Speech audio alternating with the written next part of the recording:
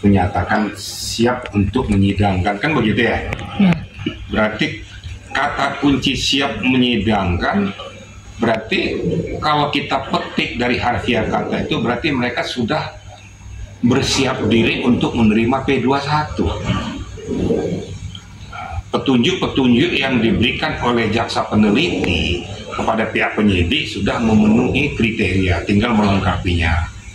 Ya mudah-mudahan dalam tidak terlalu lama lagi ya, Kejaksaan Tinggi akan menerima berkas secara utuh P21 dan penyerahan tahap 2, baik tersangka maupun barang bukti yang mengikat terhadap kasus tersebut. Kenapa saya katakan demikian? Kejaksaan Tinggi itu kan harus jeli. Ingat baik-baik, seketika ini sudah penyerahan tahap 2, berarti segala tugas dan tanggung jawab penyidik sudah selesai. Sudah berada di ranah JPU. Makanya JPU kenapa sampai jelimet minta supaya dilengkapi seluruhnya, baik barang bukti, tersangka, saksi-saksi yang mengikat, agar semuanya bisa beririsan dan bisa bermuatan penuh agar dapat disidangkan. Nah sekarang dari Kejaksaan Tinggi sudah memberikan sinyal, itu kan sinyal sebenarnya, supaya jangan bertanya lagi bahwa kami siap untuk menyidangkan. Yang mudah-mudahan tidak terlalu lama lagi, tidak ada perpanjangan kedua lagi, berkas sudah diterima jadi P21 dan tahap 2. Sehingga supaya juga Nikita Mirzani tidak terkatung-katung dalam pokok permasalahan ini kan gitu.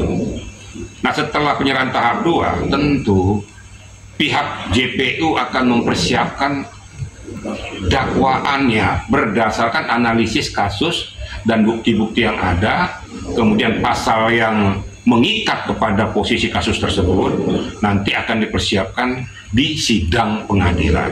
Kira-kira gitu rekan-rekan. Jadi saya runtut dari dari hulu sampai ke hilir, jadi sehingga orang mengerti runtutannya. Jadi jangan ada berkonotasi dulu, nanti kemungkinan bebas itu kan namanya persepsi ya. Persepsi bisa sah saja. Yang menyatakan bebas atau tidak nanti setelah adanya fakta persidangan dan hakim memberikan keputusan yang pasti yang berkekuatan hukum tetap dan inkrah. Itu baru kita boleh ngomong. Sekarang kalau berandai-andai biasalah. Itu kan namanya dalam dunia seperti ini kan bagaimana caranya kita untuk memberikan statement-statement. Tapi saya berharap bahwa statement yang kita berikan kepada masyarakat adalah statement yang mengedukasi. Kalau saya berharap kepada Nikita Mirzani, ya, dia harus mulai sekarang dengan pengacaranya mempersiapkan peluru-peluru untuk mengcounter apa yang menjadi isi BAP yang disampaikan oleh pihak Reza. Itu sebenarnya yang perlu dipersiapkan sekarang ini.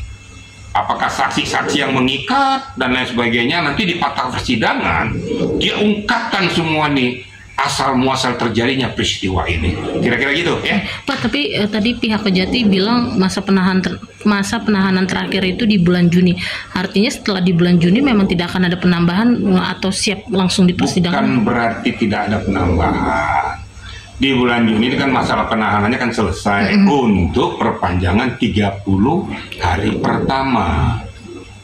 Tapi dengan kata sinyal tersebut berharap bahwa tidak ada perpanjangan kedua. Kan gitu. Karena penyidik masih bisa meminta permohonan perpanjangan penahanan tahap 2 30 hari ke depan kepada pihak pengadilan. Tentu permohonan ini akan dikaji, akan dianalisis oleh pihak pengadilan layak atau tidak diberikan perpanjangan penahanan tersebut untuk tentunya kecukupan alat bukti, kemudian proses permasalahannya BAP lengkap agar bisa berjalan di persidangan. Kira-kira gitu. Jadi kita nggak usah berandai-andai kalau sudah selesai 30 hari ke depan terus dikeluarkan demi hukum, enggak. Ya, karena ada yang bilang dibebaskan, tidak, salah. Demi hukum loh ya, demi hukum berarti berjalan juga permasalahannya kalaupun batas waktu itu sudah selesai. Nah ini harus kita bisa bedakan dibebaskan demi hukum dengan dikeluarkan demi hukum ya. Harus kita bisa beda-bedakan, kita pilah-pilahkan. Kira-kira gitu rekan-rekan ya. Pak, berarti masa ini kan simpang siur ya Pak, karena yang netizen tahu dan orang baca dari beberapa artikel bahwa Itu udah yang ketiga kalinya kalau tidak salah Pak, masa penahanan yang diperpanjang untuk Nikmir. Jadi setelah ini katanya kalau memang berkas belum lengkap, Nikmir kemungkinan bebas gitu loh Pak. Yang kedua kalinya kan 20 hari pertama diperpanjang 40 hari ke depan, itu masih ranah kewenangan penyidik. Paham ya? Nggak usah diperpanjang, itu ranah kewenangannya, makanya 20-40 hari.